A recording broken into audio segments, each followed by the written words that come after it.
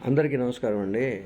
Telugu cinema పరిశ్రమ 1930 ఆ ప్రాంతాల్లో ప్రారంభమైంది. అప్పుడు 'భక్త ప్రహ్లాద' అని మూకీ సినిమా ఒకటి మన మొట్టమొదటిసారిగా తీశారు. ఆ తర్వాత చిన్నగా అది టాకీ రూపంలోకి వచ్చిన తర్వాత నారాయణరావు గారు, అలాగే చిత్తూరు నాగయ్య గారు హీరోలు. అప్పుడంతా కూడా హీరోలు కూడా 40 మంచి అనుభవం ఉండి 40 ఇయర్స్ 50 ఇయర్స్ ఉండేవాళ్ళు అనమాట. అట్లా ఉన్న తర్వాత సినిమాల్లో విజయం సాధించటం, అప్పుడు 10 సెంటర్లు, ఒక 5 సెంటర్లలో ఒకసారి, తర్వాత 4 సెంటర్లో ఒకసారి అట్లా రిలీజ్ చేస్తూ ఉండేవాళ్ళు. తెలంగాణలో మన స్వతంత్రం రాకముందు తెలంగాణలో నైజాం పాలన ఉండేది. నిజాం పాలన హిందీ ప్రాబల్యం ఎక్కువగా ఉండేది. అందుకని తెలుగు సినిమాలు ఆడటం కూడా చాలా తక్కువ సంఖ్యగా ఉండేది. హిందీ సినిమాలు 'శ్రీ 420' 'జిస్ దేశ్ మే గంగా భక్తి' అటువంటి పెద్ద పెద్ద హిట్ అయ్యాయి, కానీ తెలుగు సినిమాకి అంతగా ఆదరణ ఉండేది కాదు. వాళ్ళంతా కూడా ఉర్దూ, అలాగే ఈ హిందీ బాగా విలువగా ఉండేది. ఈ టైంలో అక్కినే నాగేశ్వరరావు గారు 1941లో సీత ధర్మపత్ని ఒక చిన్న సినిమాలో చిన్న పాత్ర ఒకటి పోషించాడు.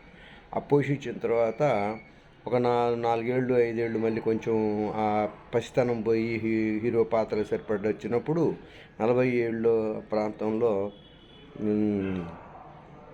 ఈ సీతారామ జననం అనే సినిమాలో మొట్టమొదటిసారిగా రాముడిగా వేశాడు. అక్కడి నుంచి ఆయన ప్రస్థానం బిగినైంది. ఆ తర్వాత నారాయణరావు గారు, చిత్తూరు నాగయ్య అప్పటికే వాళ్ళు హీరోలుగా కొనసాగిస్తూ ఉండేవాళ్ళు. ఆ రామారావు గారు 1950లో మన దేశంలో 48 ఆ టైంలో రామారావు గారు వచ్చారు. నాగేశ్వరరావు గారు అంతకుముందు, రామారావు గారు రాకముందు ఆ టైంలో కీలు గుర్రము, బాలరాజు సూపర్ డూపర్ హిట్స్ కొడితే అది ఇండస్ట్రీ హిట్గా నిలిచింది. బాలరాజు ఫస్ట్.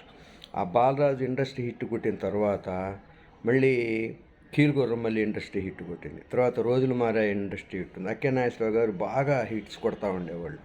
ఆ తర్వాత ఏంటంటే ఒక యువకుడుగా హీరోగా నటించడము, తర్వాత మంచి పేరు తెచ్చుకోవడం. అయితే అప్పుడు హీరోగా ఉండేటప్పుడు ఆ సినిమాలో ఒక ప్రధాన పాత్రధారిగా ఉండి సినిమా నడిపించేవాడు ఉండేవాడు, కానీ హీరోయిజం అనేది ఆ పాత్రలో కనిపించేది కాదు.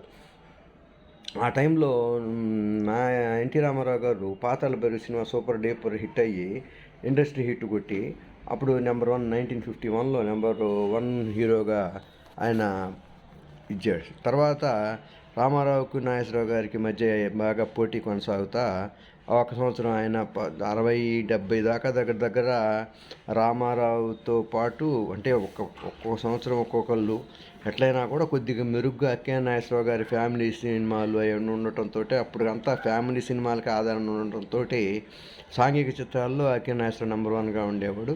ఇక పౌరాణికాలు, జానపదాల్లో రామారావు నెంబర్గా ఉండేవాళ్ళు. ఇద్దరిని మనం ఒకళ్ళు ఎక్కువ ఒకళ్ళు తక్కువ అని చెప్పడం అంటే అదేదో అభిమానంగా చెప్పినట్టే, కానీ అది చెప్పడానికి అవకాశం లేదు.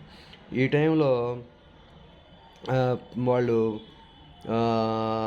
ఈ టైంలో బాగా వాళ్ళెవరు బాగా గొప్ప సినిమా, ఇది గొప్ప సినిమా అనుకున్న టైంలో పాతాళ భైరవి తర్వాత ఇండస్ట్రీ హిట్ మాయాబజార్ అంటే ఇద్దరున్నారు, గుణమ్మ కథ అంటే ఇద్దరున్నారు, నాగేశ్వరరావు రామారావు గారు. ఆ తర్వాత లవకుశ వచ్చింది 1963లో. 1963లో అది అప్పట్లోనే ₹1 కోటి గ్రాస్ వసూలు చేసి సంచలనం సృష్టించి ఇండస్ట్రీ హిట్గా నిలిచింది.